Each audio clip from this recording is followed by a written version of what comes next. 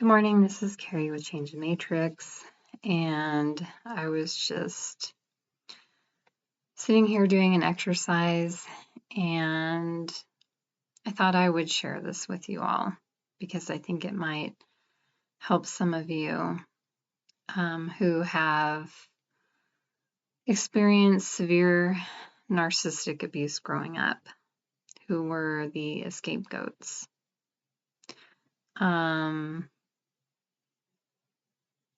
Yeah. I want to bring this up because I know that a lot of people, they just don't, they don't understand me at all. They think, oh, your parents, of course they love you. They're your parents. They're your family. You need your family. Well, sometimes you're better off without your family. Sometimes, and usually all the time, anyone's struggles in life directly come from how their family treated them. But if you don't address those wounds that your family created, you will keep recreating them. My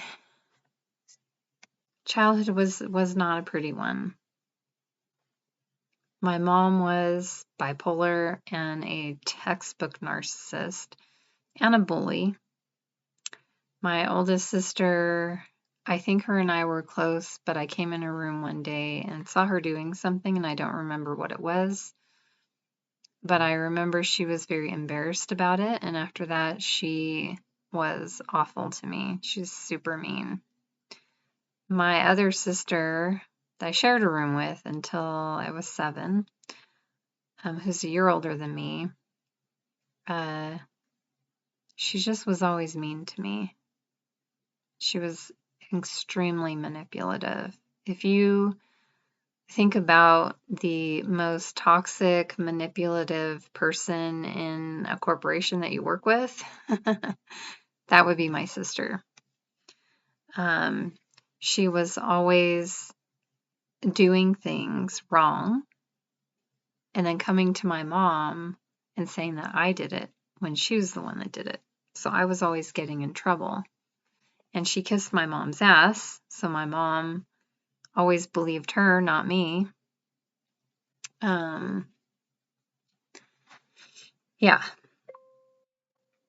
So the injustice that I got, it was severe. And I'll just brush on some of it so you understand the severity.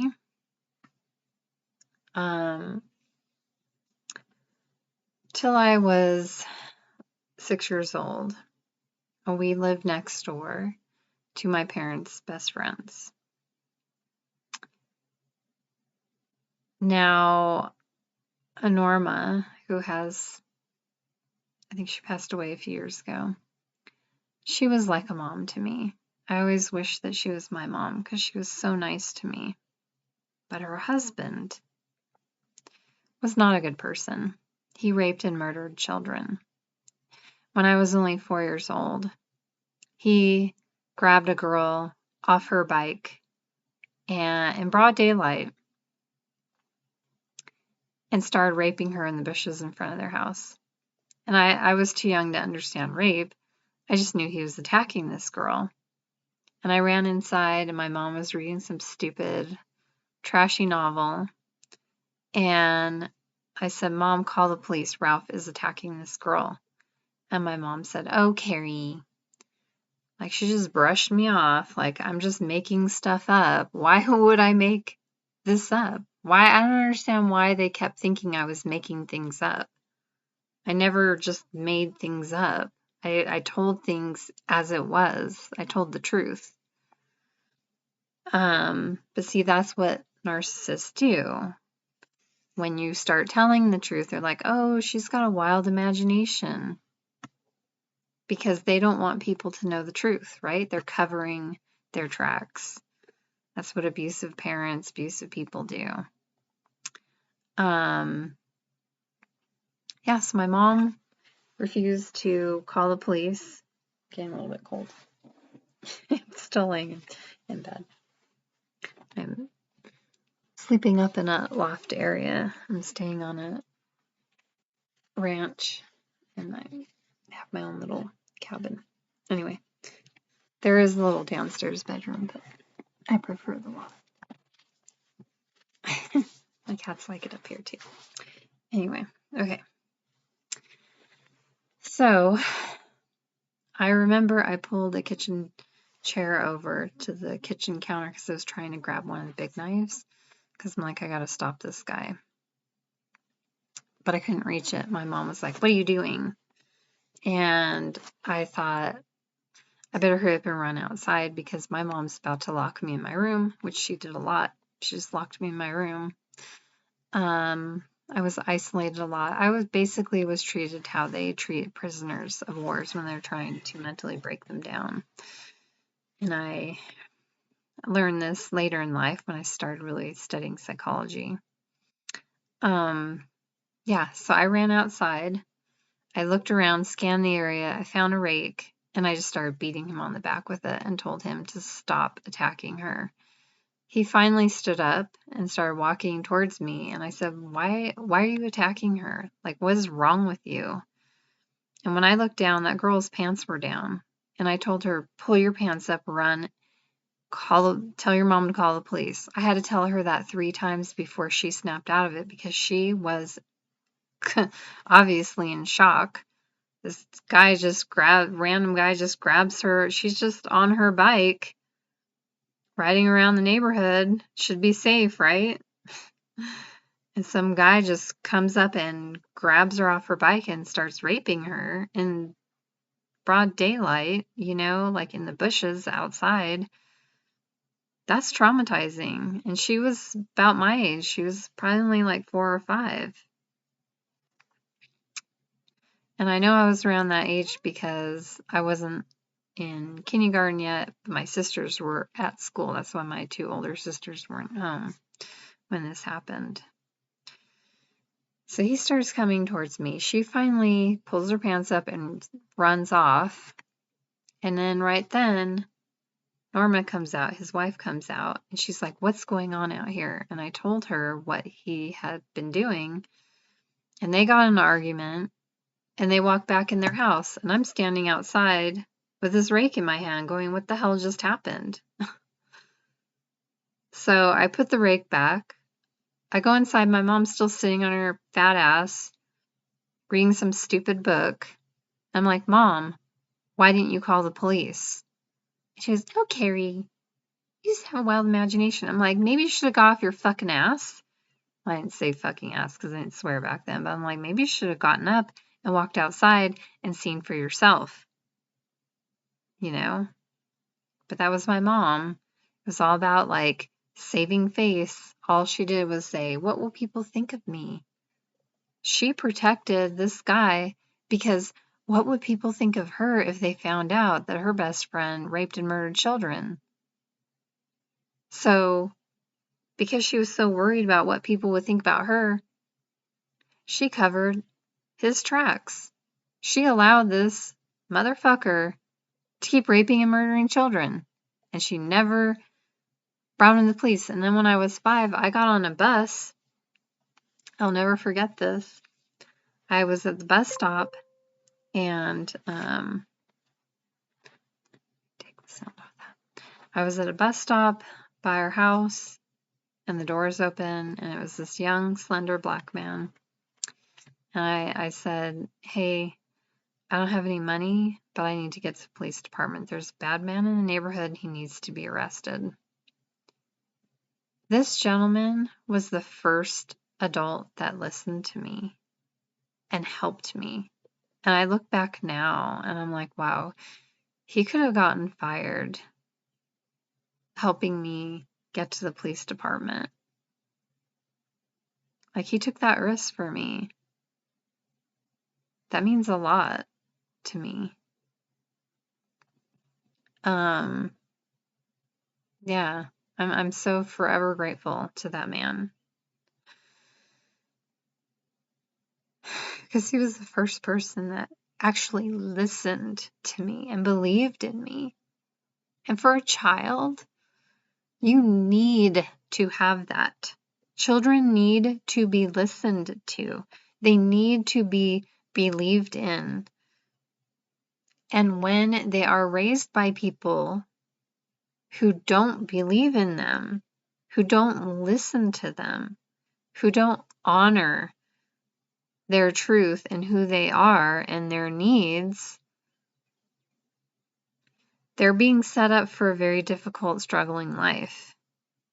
Because those childhood wounds don't just magically disappear. They stay with you until those wounds are healed. You keep recreating them in your life.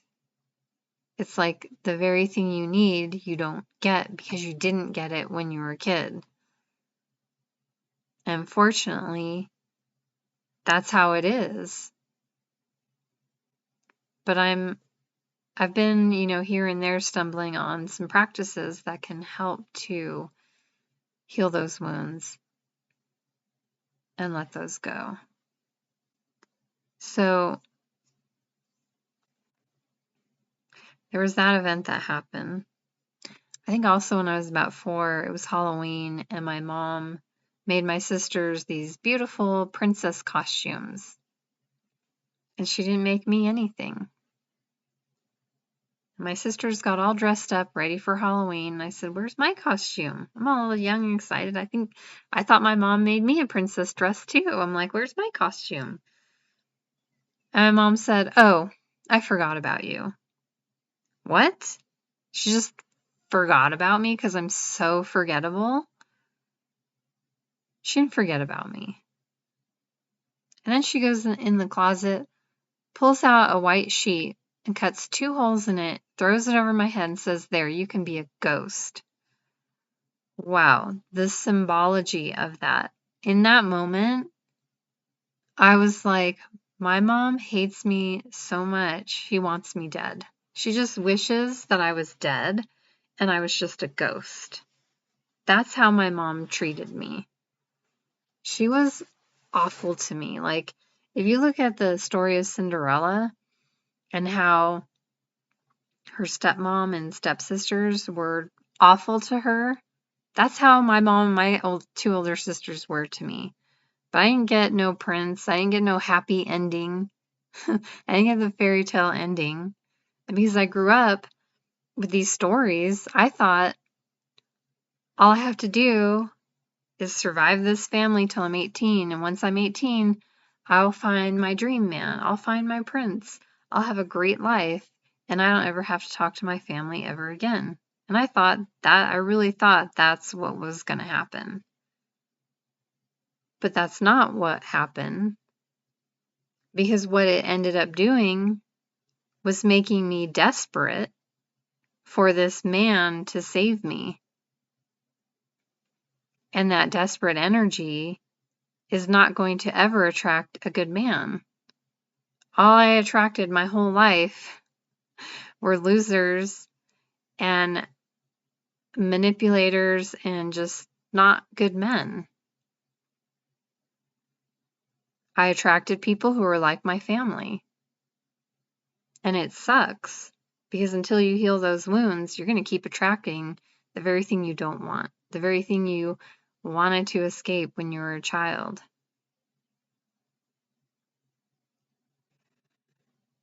You know, moving on in my childhood. When I was 6, that was a bad year. When I was 5 and 6, those were not good years. When I was 5, 4 of my close friends moved away. My sanctuary was gone. One of my friends, their house, I considered my sanctuary. Their mom was really nice to me. Yeah, it was the only place I felt safe. And when they moved away, I just felt like I was being just thrown to the wolves. Like I had no safe place to go. My safe place was gone. I had one remaining friend in the neighborhood who lived around the corner. And her and I would joke around and say we were the same soul split into two bodies because we were so alike. Her family was similar to mine, but she had an older brother that was abusive, and I had two older sisters that were abusive. But our moms were similar, our dads were similar. Like our dads were there, but not really there. Our moms were kind of like Ursula. They even had the short, dark hair. Yeah, they were just awful to us. And one day, my mom started a religious fight with her mom. They were Mormon, we were Christian. And so then my mom said, "You're not allowed to play with her," just because they believed in another religion, which I thought was stupid. It is dumb. So my friend and I used to sneak and play in the park. And one day we're at the park and I just got this really bad feeling. And I was like, "I need to walk you home." And she said, "No, I don't want to go home." I said, "I understand why you don't want to go home, but I just feel like for your safety, I need to walk you home." And she's like, "Just play with me a little longer." So we played in the park a little bit longer, like a minute, but it was nagging at me. And I said, "I really need to walk you home." And she said, "No, I'm not going home." And I said, "Okay, well, I need to go home, and I don't feel good about leaving you here. Can you please just let me walk you home?" And she was like, "No." I'm like, "All right." So I started walking out of the park, and right then my sister that's a year older than me rides up on her bike, sees my friend in the park. It's like, "I'm gonna tell." I said, "Why do you care? Just because our families have different religions, if that's what religion does, I don't want to have anything to do with religion because it's stupid." And she's like, "Well, it's time to come home for dinner." I'm like, "I know, that's why I'm walking home." And then my sister was walking her bike next to me, but then there was a part of the sidewalk that got narrow, so she was walking her bike behind me. And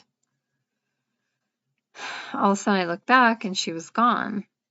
And I was like, she went back to the park to mess with my friend. I'm going to walk back to the park. So I turned around, I started walking back towards the park, but then I remembered the wrath of my mom, and I was like, if I don't come home for dinner, she's going to punish me again and chew me out, and I just don't want to deal with it. So I turned around and I walked home. I got home, my mom said, "Where's Cheryl?" I said, "She was right behind me, I don't know." We waited a few minutes, and then my mom sent my oldest sister out,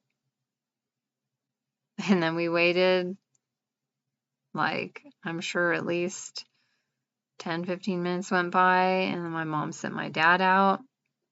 And right when my dad walked outside, my two sisters were walking up the sidewalk, and they were being really quiet and very weird. And my mom said, "What took you guys so long?" And my oldest sister just gave a motion to my mom that I'll tell you later. And at dinner, it was so eerie and weird. I had this really bad feeling. It was this deep, heavy, awful feeling. The next morning, and that must have happened on a Friday because the next morning we were at our kitchen table having breakfast, and for my dad to be there, it had to have been a Saturday. So, there was a police officer that came to our door, and my dad talked to the officer, shut the door, came back, and he said, "I have some really bad news. They found your friend dead in the park this morning." And I was like, "Well, Cheryl was the last one to see her." And my mom said, "Shut up. We're not talking about that." And so I ran outside because I wanted to tell the police officer to question my sister. But when I got outside, I saw the police car turn the corner. I was too late. that was really traumatizing because I knew my sisters were involved in the murder of my best friend. And my mom was helping cover it up because what would people think about her if they knew their daughters were involved in murdering, right? She protected them. She never protected me. Never.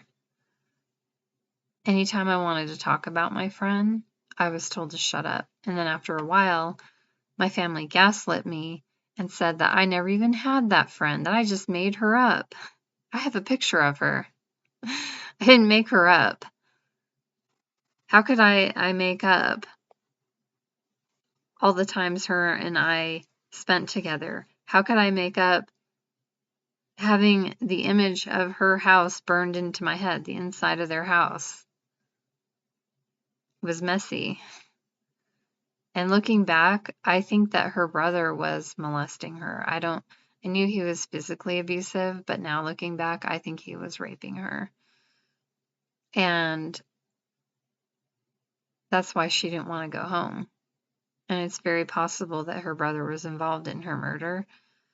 But my sisters were there, and they're not being honest with what happened. And I still don't know what happened to my best friend. To this day, I've never had a friendship like the friendship I had with her. Like, we were like this. There was never no jealousy. There was nothing between us. We felt like we were the same soul split into two bodies. We were tight. She meant everything to me. And then I wanted to go to her funeral, and my mom said that her parents weren't allowing me to go to the funeral. I found out later that wasn't true. My mom just didn't want me there because that would be a risk of them finding out that my sisters were involved, right? And then I developed this belief that it's not safe for anyone I care about to be in my life because of how dangerous my family is. That maybe if I wasn't friends with that girl, if she wasn't my friend, she would still be alive because my sisters wouldn't have killed her. Because my sisters were super jealous of me for some reason. They just loved being mean to me. It's like my mom and my sisters just enjoyed being rotten and evil to me. Like, they took all their shit out on me. I was their scapegoat. I was just an innocent little child. And I wasn't doing anything wrong. I was playful. I was creative. I was a good artist. I was very social. I had really good relationships with my friends. They didn't. They had shitty relationships with their friends. My mom did not have a good relationship with my dad, and that was her fault.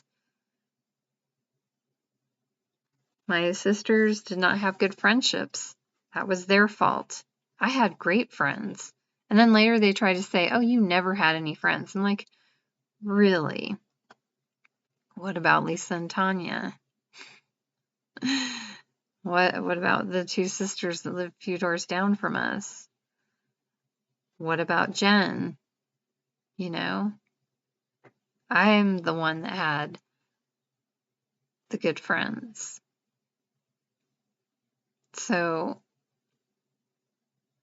yeah, it was awful what I was raised with. Also, my parents' best friend lived next door that raped and murdered children. He raped me. And the first time he did it, I was confident. I'm like, all I have to do is tell my dad that this guy hurt me, and he'll keep him away from me. And I told my dad, and I was too young to understand rape. I just knew he hurt me. My dad gets in an argument with him, and they stay friends. And then anytime I stand up for myself and try to protect myself, I got punished. Anytime I said, he is not a good person, keep him away from me, I got punished. And I know that I'm not alone in this. This happens to a lot of people. And maybe it's less common these days. I don't know. Maybe it's still prevalent. But I grew up in the 70s. I was born in 71. And it's weird. There were a lot of things that happened in 71. Yeah, it was all about saving face. Don't talk, don't tell, keep your family secrets, show to the world that your family's all well put together.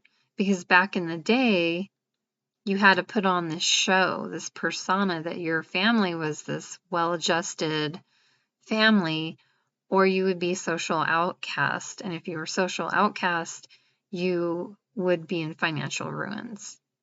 Because back in the day, people were entrepreneurs. They didn't work for someone. The whole Industrial Revolution is what enslaved us. That is really what enslaved us. And yeah, we have all these luxury items these days that we didn't have before, but at what cost?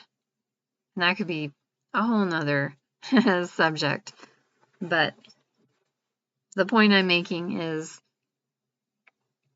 for a long time, especially in like the 40s, 50s, 60s, 70s, even 80s, it was all about putting on a show that you don't let people know all your struggles and, you know, the dysfunctions in your family. You just pretend that you have this great family and, you know, and there are a lot of people that I've met who created a story in their head that, oh, their parents were great to them. They treated them with all this love and respect. And then they start pulling the layers back and they realize, oh shit, no, my family's really fucked up, right? And here's the thing is that, you know, as a child and after my friend was murdered, I became so depressed because I lost everyone I cared about. And now I was just alone, isolated with these rotten, evil people who were my family.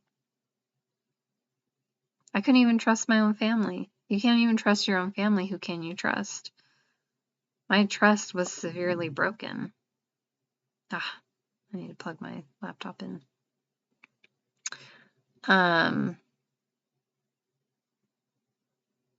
Yeah, so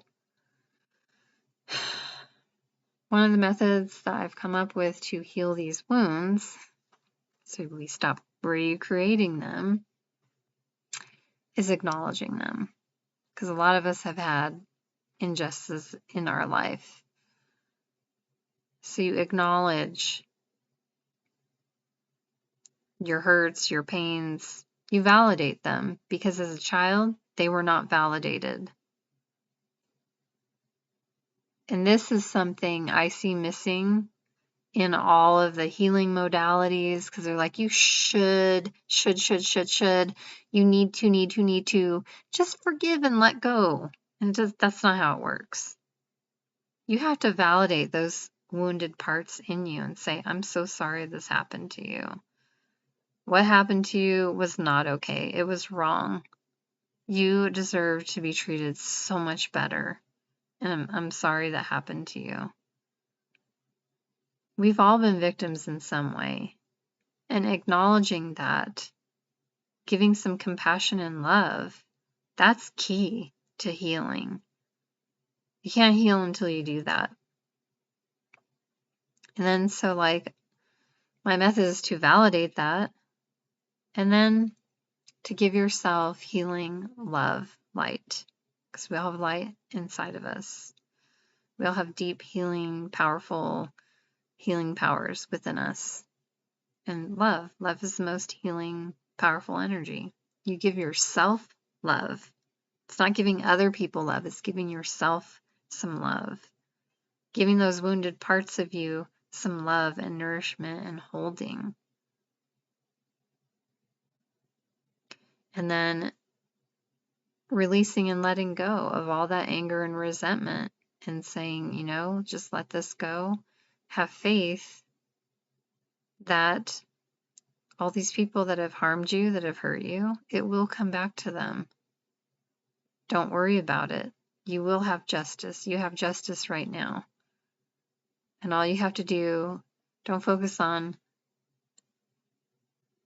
the people who punished you being punished, right?